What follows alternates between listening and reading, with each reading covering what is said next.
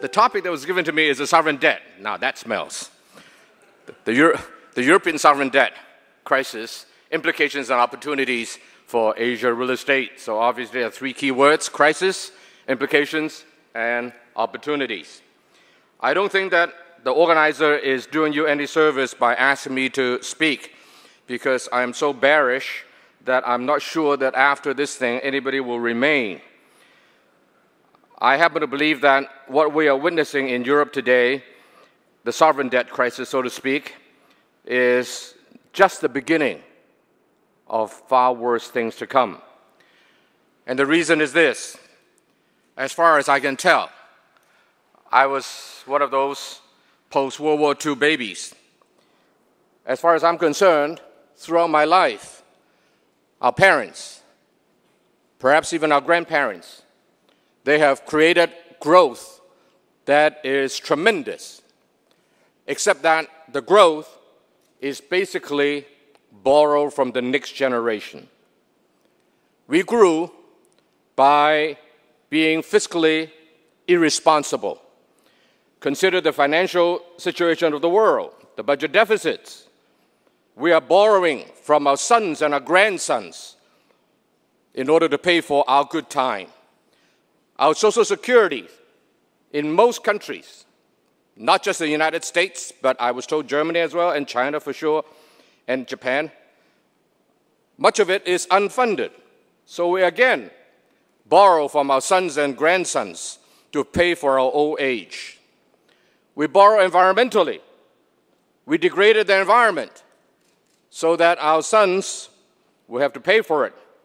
We exhausted our natural resources in many areas. So in a word, we basically borrow from the next generation for self-gratification. Just take Greece, for example. They borrow, they don't work. You know the three key words of Greece, right? First time I went there, they told me there are three S: sun, sea, and sex. So they do that, except work. Of course, some people count the other three as work. And so you borrow from your sons, you don't work, and now it's payback time. Consider Japan, 220% public debt to GDP. I just am curious if the Japanese will wake up one day and say, I don't want to pay for it anymore. So basically, what we are seeing in the EU sovereign debt crisis, I believe, will last a long time. It is a global phenomenon.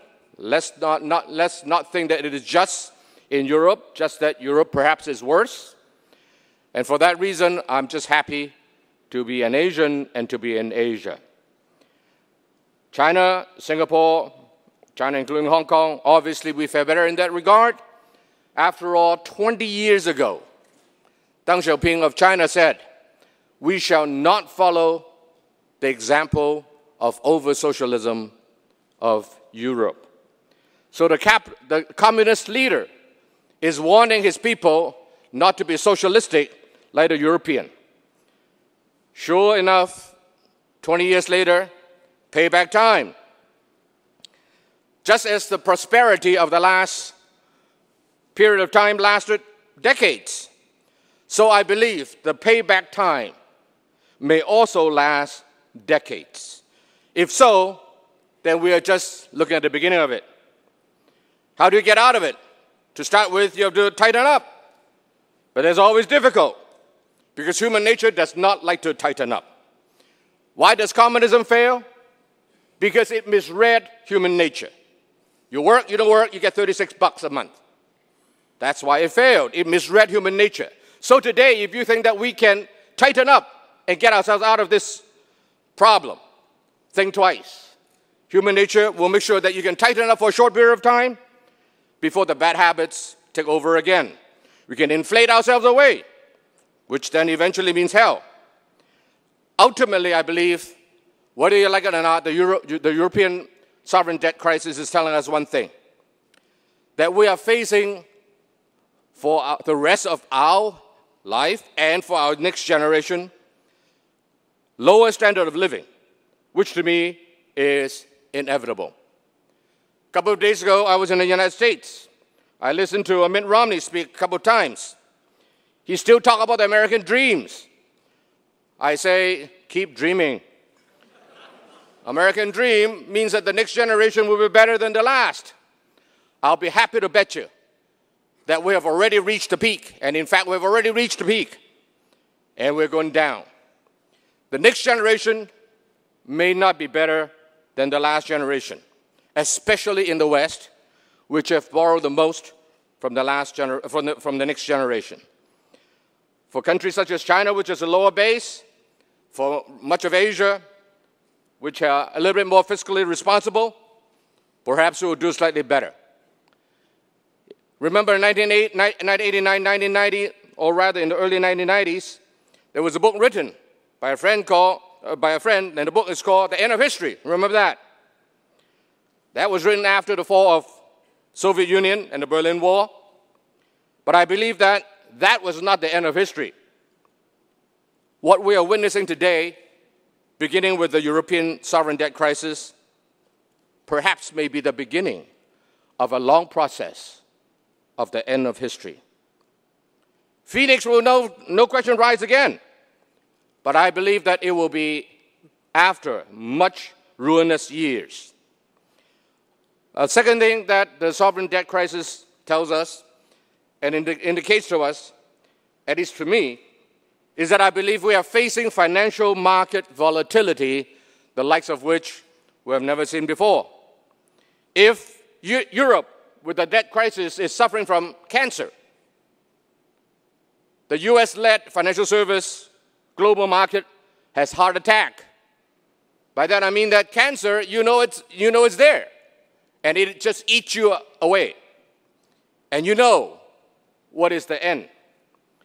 Heart attack has a benefit, and that is you don't know until it comes. And the financial market volatility is exactly like that.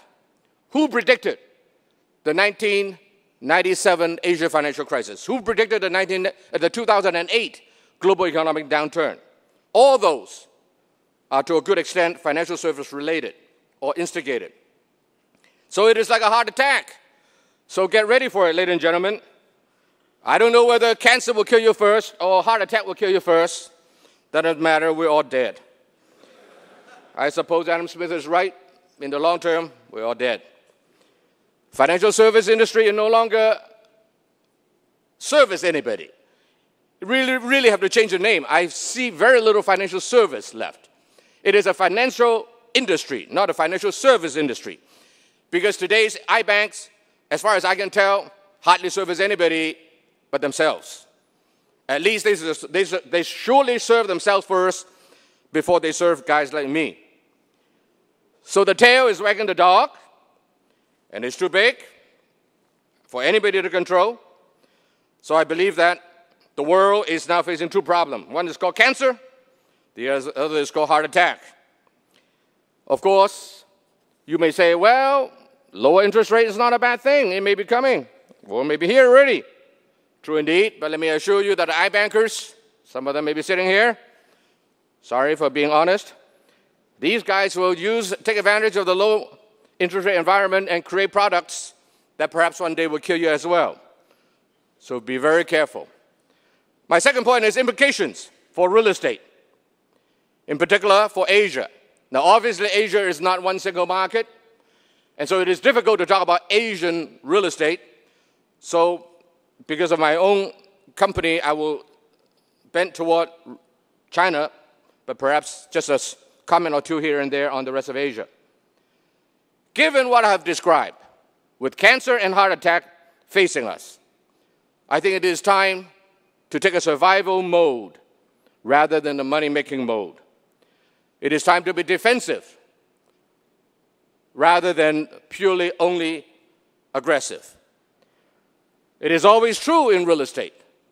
The reason I'm standing here is because my company has always been defensive. Otherwise, I would not be invited to speak here. But I can assure you that in the coming years to come, defensive mode will be even more important than ever before, in particular more so than the past few decades where times were so-called good. Obviously, there will always be room for more real estate. People need to live, companies need offices, shoppers need shopping centers and what have you. So there will be opportunities. But please remember, play defensively first before you begin to attack. Be fearful, to use Robert's word, more than you are greedy. Consider what I have done for my company, Hang Lung. I have been debt-free for the last 6 years. And in the foreseeable future, will continue to be lowly geared. And we do have approximately $900 million of quality rent every year, just to shield us from anything untoward that may happen. Another thing, don't trust the banks. You should never have trusted them, neither should you in the future. I told my CFO recently, a year ago maybe, I said, whenever the bank tells you that Hang Lung is given a committed bank line, just automatically cross out the word committed. Nothing from the bank is committed. I can assure you that I have experience. If a company as strong as mine, financially speaking, have to be careful with it, I assume that all of us should do likewise. In the past, whenever the bank give us a bank line, we just let it sit there. We'll pay the commitment fee and let it sit there, and whenever I need it, then I draw down. For the last year or so, we changed our practice. Whenever the bank says there is a committed line, I draw down. So today, we have about 25 billion Hong Kong dollars of debt, and we have about $27 billion Hong Kong dollars of cash deposit, mostly in RMB, because after all, in the next 3 years, I'll use up those 27 billion Hong Kong dollars. So draw down whenever you can before the banks change its mind. It doesn't really change its mind. They say that they have prudential considerations. What is prudent to him may not be prudent for you. So the only thing prudent for you and me to do as real estate guys is to draw down when there's a chance. Use equity if you can. I don't like bonds. I don't like to borrow equity. The reason I like it is I don't have to pay them back. So about 18, 19 months ago, Hang Lung raised $1.4 billion US dollars of equity. And then if I were to raise any bonds, I would do them minimum of 10 years. A lot of banks came to me and say, hey, I'll do you a 3-year bond, 5-year bond, 7-year bond. I say, go jump into the lake. I only want 10-year bonds. So about 10 days ago, Hang Lung issued $500 million US dollars of bond, 10 years, so that I can hopefully at least have 10 years to figure out how to pay them back. Finally, the opportunities. The first thing I want to say here is thank God I'm in Asia. And this is why this conference is held here. After all, we have relatively faster growth. We'll be affected by what is happening in Europe and the United States. But at least relatively speaking, we are a little better off. What are the countries that you want to be in? I submit to you that I prefer natural resource-rich countries to export-led countries. There are 2 reasons. Number one, if you're export-led, it is difficult to compete with China. Whatever you can do, whatever you can manufacture, those guys can too. And on natural resource, at least China is growing. India too, a little bit smaller in size. But at least when China needs natural resource and economies that are natural resource rich, you have a better chance. I prefer countries that are has fiscal discipline. And hence, countries like China versus many others will be better off. The big game, as far as I can tell, however, is really one game in China. I'm sure I'm not smart enough to find the other, but I'm sure you can find other games. But I doubt if it will be as big as this one, and that is the urbanization of China. As we all know, 15 to 20 million Chinese move from the rural countryside to the cities every year. So every year, the cities of China has as many new people as a whole Australia. And in fact, China needs to build a city for all the people of Australia every year for the next foreseeable future. So, where are the opportunities in this big picture of China's urbanization? I submit to you that it is difficult to do residential, and that's why for the most part I don't do them. And the reason is because I'm a small guy. I don't like to fight with the big boys. And almost any of you is bigger than me in this room. China has a lot of big companies. I think many of you know the biggest real estate company in the world, both by volume, square foot built and sold, or by dollar amount, is in the mainland of China. China Vanke sold what? $19.5 billion of property last year. And then there are many of them that are similarly humongous. I just don't think that I, as a small guy, can compete with them, so I stay away. I go to the commercial side of things. After all, salary increase in China is still a very, very strong move. The Premier of China, Wen Jiabao, stated more than once that every year the average wage increase is at a minimum of 13%.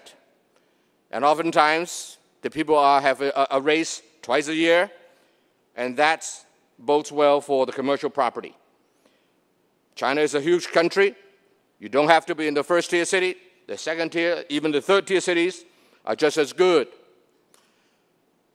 Within the commercial field, I prefer to do 5-star stuff, at least 4 to 5-star stuff, rather than the 2 to 3-star things. And the reason is because of this. The local developers, they can do the 2 to 3-star thing. At least they think they can. By going to the 4 to 5-star things, the competitive landscape is slightly better. Moreover, if you do the 5-star commercial shopping centers, there is this thing called winner takes all. A lot of people talk to me about the competitive landscape of the commercial real estate in China. Well, the whole thing about doing business is to make sure that there's no competition. Of course, monopoly is not legally possible, so try to get to monopoly as close as you can legally. And in the 5-star, the highest-end commercial shopping center field, there is a thing called a winner takes all. So not only the competitive landscape is more favorable, the competitive dynamics is also more favorable. I think some of you are wondering, what are you talking about? What do you mean by winner takes all? I see a young lady here. When she goes to a city such as Shanghai, when she goes shopping, where does she go? She picks the reason I pick on a woman is because 70% of my customers in the shopping centers are women. She goes to the place where there's 5 department stores, 3 shopping centers. She figures she has the best chance of getting what she wants. True indeed. She goes there, but once you get there, which shopping center or which department store does she walk into? The best located, the biggest, the best design, and hence best serviced. You walk into that one, who built it? Hang Long. As long as you're in the city that I'm in. And when you get in there, you can spend 4 or 5 hours there. You'll be so tired at the end. And thank you for all the business. You go home. The next door neighbor, they became incubators for me for many Chinese brands that are coming, exciting brands. But I don't know whether they'll succeed or not. Let my neighbor become incubators. Go over there for the next 2 or 3 years. Let's keep talking. And if you're good, I'll invite you over. Everybody wants to be next to Louis Vuitton and Hermes and Prada. So come on over. They become incubator for me. And they also provided the pool in order to attract the ladies to come to that district. So that's all we do. We're simple people. Hang Lung does nothing else but 5-star, high-end commercial shopping centers and offices. Consider the opportunity. China is a big country, we know that. But for the next 10 years, I will complete one equivalent of an Empire State Building each year for 10 years in a row. I may decide to slow it down a little, depends on the economic condition. But if the market is good, my pipeline says that I will be completing one Empire State Building per year for the next 10 years. Such opportunity cannot be found anywhere in the world. In America, I know a lot of those major players. They mostly buy and sell shopping centers. They used to buy one at a time. Now they buy a bundle at a time. There's no creation of new value. But in the mainland of China, there's plenty of opportunities. And if you know what you're doing, if you do things right, then the shopping centers, such as the ones that we have, and offices together, after they mature, say 10 years after completion, it is a rental yield of about 40%. I'm not an investment banker.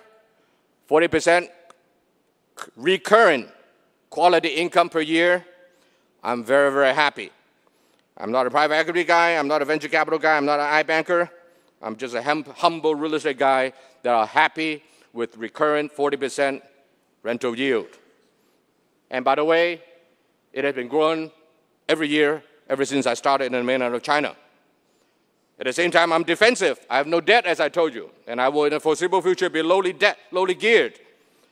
So I'm very defensive, and at the same time, if I can complete one Empire State Building equivalent every year for the next 10 years, I'm also darn aggressive. In Hong Kong, I have a nickname. People call me the bear hugger. There's a Chinese saying, and I will end it with that. This is a little crude, so forgive me. The Chinese saying goes like this: when the wind blows, meaning a bull market, when the wind blows, even a pig can fly. But when the water recedes, meaning a bear market, then we will figure out who does not have a swimming trunk on. So back to my original point, ladies and gentlemen, I believe that tough times are ahead, and only those who are careful, only those who are prudent, only those who know how to protect themselves on the downside can win. And Asia provides far better opportunity in this regard. So as a dumb Chinaman, I'm just not too smart. I don't want to do real estate in America. I don't want to do it in Europe, slow-growing places. I admire those of you who know how to make money in those markets. But for a dumb guy like me, I stay here in Asia. I stay in China. Hopefully, I'll make a buck. Thank you very much.